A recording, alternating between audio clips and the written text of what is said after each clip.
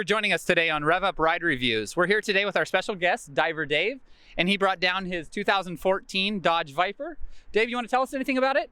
It is a beautiful car. There's only 57 ever painted this color.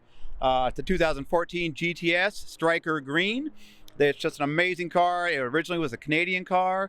Got it back down here to America, taking it all around the Seattle-Tacoma area. It's just fantastic. Doing a bunch of different events. I met these fine folks here at one of the car shows we put on in Maple Valley a few months ago. I'll hand them back to you.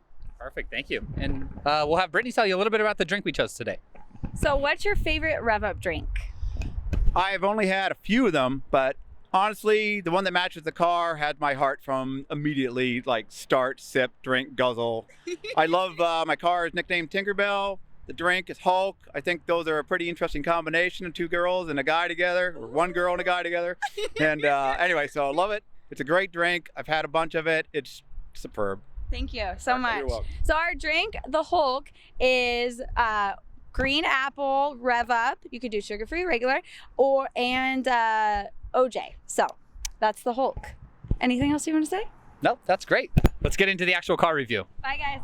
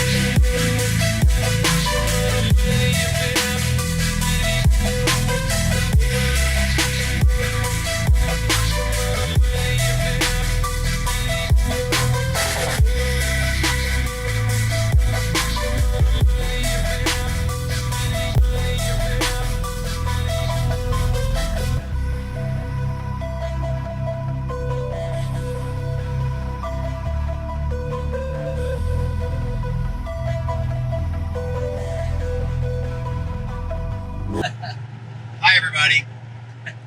Welcome to Inside Jokes by Diver Dave, Brandon, REVUP. Here we are doing ad-libbing, driving home from a fantastic afternoon. Thank you, weather gods, for not raining on us. Yes, can't complain for an October day. No, beautiful weather in Seattle. We had lightning and thunder this morning, and this afternoon we have beautiful sun and popcorn clouds rolling by. Coming home from a photo shoot, having a couple good REVUP drinks. Dave took us all for a ride. It was a great time there. Yeah, it was fun. We were popping around just under 100 miles an hour in the parking lot back there. Taking around some good friends, good people, good times. You can't complain about that at all. Well, you can't complain when you're in such a beautiful car either. It's a little hard to tell from the interior, but you're riding along with us in a 2014 Striker Green GTS Viper. Technically, it's called a SRT Viper, which stands for Street Racing Technologies. They can't call them a Dodge Viper out of the factory anymore because the restructuring from GM back in 2010, 2013 era. But most people that don't give a hoot about that, it's called a Dodge Viper. So.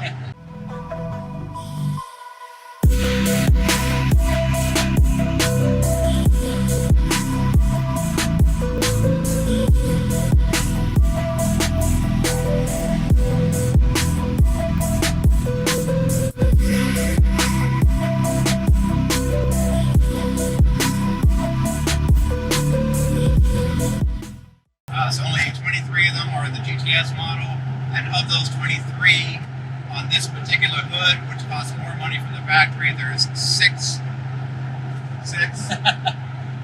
nostrils versus the standard 2 nostrils, the black vents coming back on the hood.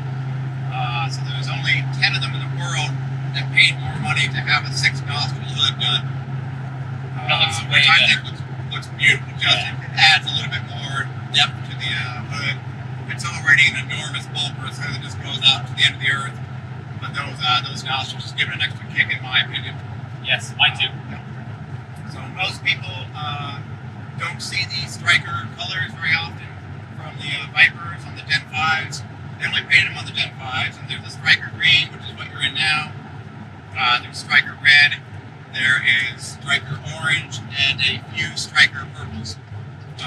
Typically, the price point is about $15,000 more for the Striker paint scheme than a non-Striker paint. So, on top of the Gen 5 Vipers being fairly expensive for most people's budgets compared to the Gen 1 through 4, that color just put it up on another level where most people didn't purchase them unless you really, really loved it.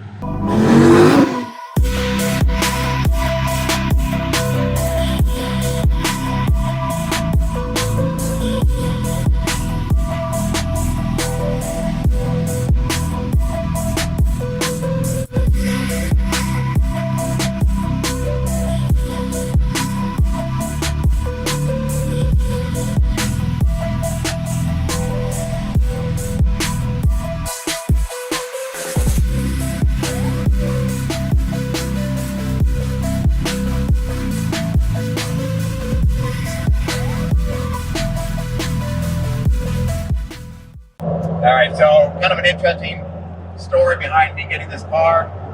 First found it, like I said, down on Laguna Seca Raceway in 2014, May. Found the color, never ended up seeing another one until 6 years later. I did find a car this color for sale at a dealership who will remain unnamed in Georgia that sells a lot of Dodge Vipers. And I came into this car on their website about 3 years ago. Fell in love, spent 2 months working with the dealership, and I almost bought it. I was working over in Kentucky at the time, almost bought it from them, and the finance manager completely threw me under the bus and tried to ruin my credit just for applying for the loan. So I walked away from the deal. They got it from a gentleman up in Canada, on Ontario, where the car was built from the factory to his specs and sent up there. I lived up there with him for the first couple of years. And then, in fact, there's actually a very famous video with about 750,000 views on YouTube called "How Hard Can It Be?" and it's through the VinWiki channel. And it's the story of how this car, the very car you're in, came down from Canada to become the ownership of the Dodge dealership in Georgia. And then going back to where I found it on their website, spent about a month and a half messing around with those guys, getting pictures and info on it. And I got approved for a loan, but like I said, the finance manager really did me dirty and did something bad to me. So I walked away from the deal. Fast forward 2 years, I continued to look on the internet, just play around, see one or maybe two other ones with some things done to them I didn't like, come up for sale. Don't do anything. And I get on one day, and I kid you not, the day before I come on to look on eBay, I found this car listed. And I looked at the photos the guy had put up on his photo listing, and I recognized some of the photos from 2 years ago. And I do a little connection, and I talked to the guy. I said, "Hey, did you happen to get that car from this Dodge dealership in Georgia?" And he's like, "Yes, I did." And I said, "That's unbelievable. That is the car I spent a month and a half and almost got." Anyway, the gentleman in Florida, Coral Springs, Florida, owned it for 2 years, put a little bit of time on it.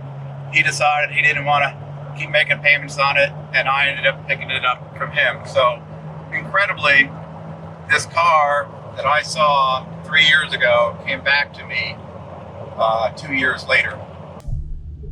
Well, I do want to say thank you, Dave, for taking this time to also share these amazing stories, because now I know I'm going to go look them up and follow the path of this car. It's always good to know the history of a car, as these things tend to get around with that kind of car community. So once again, thank you, Dave, for your time, and we appreciate it.